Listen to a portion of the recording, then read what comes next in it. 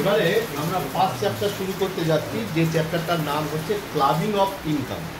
আমি একেবারে নোট ধরে ধরে যেভাবে তোদের দিয়েছি সেভাবে ধরে ধরে বোঝাবার চেষ্টা করি, তাহলে তোদের সুবিধে হবে। অবশ্যই এই নোটসটা খাতায় লিখে নিস, ছোট ছোট নোটস, এবং এগুলো খাতায় থাকলে সুবিধে হবে।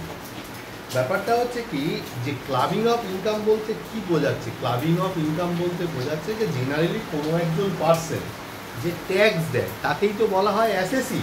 এই এসএসসি রোজগারের সঙ্গে যদি কোনো একজন ব্যক্তির রোজগার তার সাথে অ্যাড হয়ে যায় তখন সেটাকেই বলা হয় হচ্ছে ক্লাব করা। তাই ওই জন্য বলছে generally an assessee is liable to pay tax on the income accruing to him or her, মানে সে যে ইনকাম করে তার উপরে সে ট্যাক্স দেয়। But in some situation the assessee may be liable to pay tax in respect of income which is legally belong to some other person, মানে কখনো কখনো অন্য কারুর ট্যাক্সের জন্য সে লায়াবল হয়ে পড়ে। So the income of other person may be included in total income of the অ্যাসেসি, মানে অ্যাসেসির সাথে যেটা ইনক্লুড হয়ে যাচ্ছে সেটাকেই বলা হয় হচ্ছে ক্লাবিং অফ ইনকাম। তো এই হচ্ছে ক্লাবিং অফ ইনকাম। একটা এক্সাম্পল দেওয়া হয়েছে, income of minor child shall be club with the income of his or her persons. ধর আমি এখানে একজন এসএসসি, আমি একটা ট্যাক্স দিই, তা আমি কি চাইবো যে কোনো একজন লোকের মানে ইনকামের বোঝা ঘাড়ে নিয়ে ট্যাক্সের পরিমাণ বাড়িয়ে দিতে? কখনোই চাইবো না। আমি কি চাইবো, এমন কোনো একজন লোককে খুঁজতে যার ইনকামকে যদি আমি ক্লাব করি তাহলে আমি কিছু ট্যাক্সের যদি সুযোগ সুবিধা পেতে পারি। তাই এখানে এই যে মাইনর কিন্তু সে কিছু সুযোগ সুবিধা পায়, সেই জন্য মাইনরকে নেওয়া হলো। কোনো যদি সিনিয়র সিটিজেন বা সুপার সিনিয়র সিটিজেন যদি হয় তাহলেও কিছু সুযোগ সুবিধে পাওয়া যেতে পারে, তখন ক্লাব করা হয়।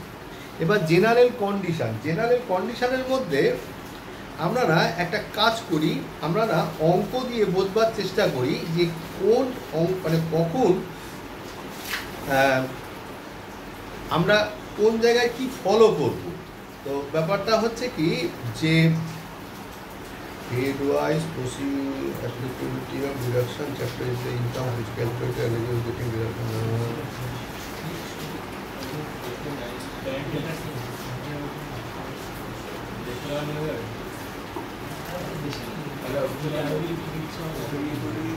দেখ এখানে জেনারেল কন্ডিশনের মধ্যে বলছে যে প্রসিডিওর অফ ক্লাবিং ইনকাম, মানে কোন প্রসিডিওরে ইনকামকে ক্লাব করব। The income which is to be clubbed will be primarily computed in the hands of income earner and thereafter the net income will be clubbed with other taxpayers, মানে বলছে যে the income which is to be clubbed will be primarily computed, মানে যার clubbing of ইনকামকে যার ইনকামকে আমি আমার ইনকামের সাথে ক্লাব করব, কেমন আগে তার ইনকামটা কম্পিউট করব, বুঝলি তো, তারপরে আমি আমার ইনকামের সাথে নেব। Number 2, headwise clubbing income will be initially computed under the head in the hands of other in the hands of income earner and thereafter is to be clubbed with the income under the same head of the assessee. তাহলে প্রথম কি বললো, income will be initially computed under the head in the hands of income earner, মানে যে income earn করছে সে কোন হেডে ইনকামটা আর্ন করছে সেটাকে আগে বলছে কম্পিউট করতে, তারপরে নিয়ে আসছে। তারপর applicability of deduction under chapter 6 if the income which is to be club is to be eligible for getting deduction under chapter clause 6A, then such deduction will be allowed to the assessee in whose hand such income is clubbed. তার মানে কি বললো, যে মানে বলছে যে আমি যার ইনকামটাকে ক্লাব করতে চাইছি, ক্লাব করবার ক্ষেত্রে সে কিন্তু এলিজিবল ফর ডিডাকশন কি না আন্ডার সেকশন ক্লজ 6A, মানে 6A ডিডাকশনটা সে পাবে, কেমন। আচ্ছা, আর একটা কি, আর একটা হচ্ছে যে ক্লাবিং অফ নেগেটিভ ইনকাম। তো ব্যাপারটা হচ্ছে যে নেগেটিভ ইনকামকেও আমরা ক্লাব করতে পারি। এই হচ্ছে ঘটনা। এবার একটা কথা তোদেরকে বলি, যে জায়গাটা তোদেরকে আমি খুঁজছি, এখনো খুঁজে পাইনি, একটু ওয়েট কর, বলছি।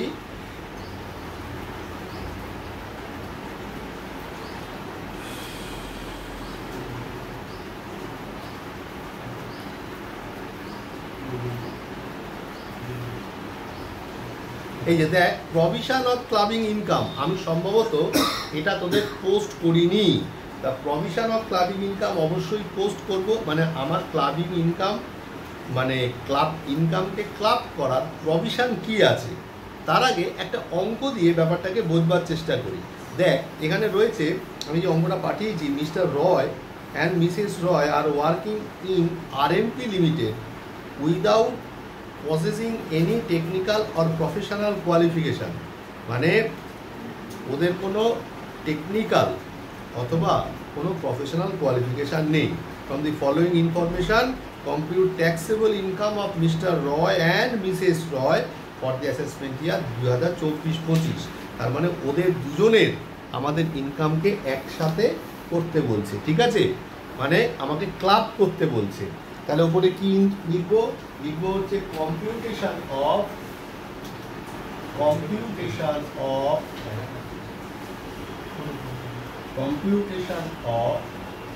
Total income of Mr. Roy and Mrs. Roy।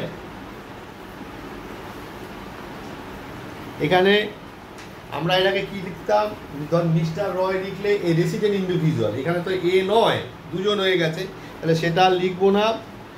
For the assessment ইয়ার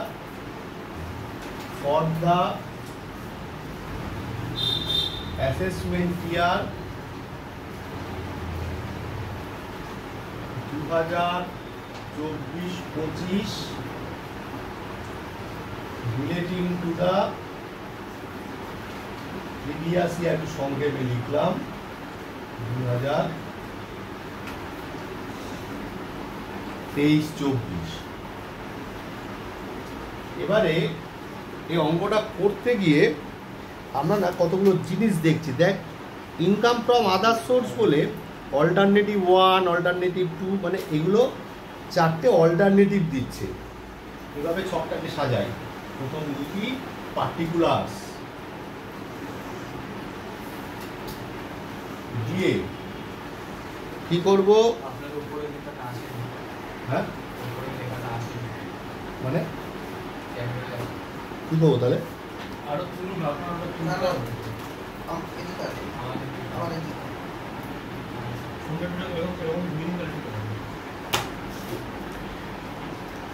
হচ্ছে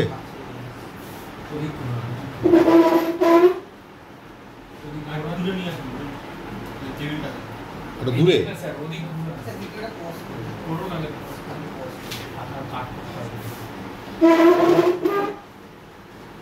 হচ্ছে না তো।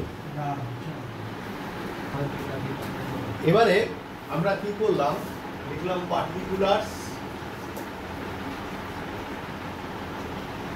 পার্টিকুলার্স দিয়ে এখানে অল্টারনেটিভ 1 মিস্টার রয় মিসেস রয়, তাহলে এখানে লিখলাম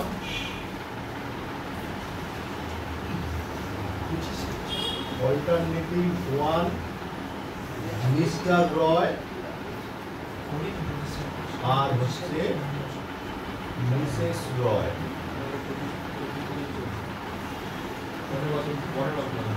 অল্টারনেটিভ 2 মিস্টার রয় আর মিসেস রয়।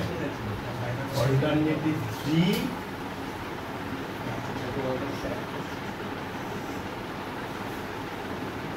মিস্টার রয় মিসেস রয়। অল্টারনেটিভ 4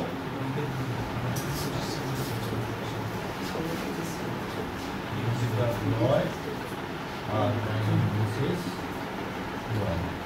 আর নিচে রুপিস লিখি। এই হচ্ছে ছকটা টান, তারপরে অঙ্কটায় আসছি।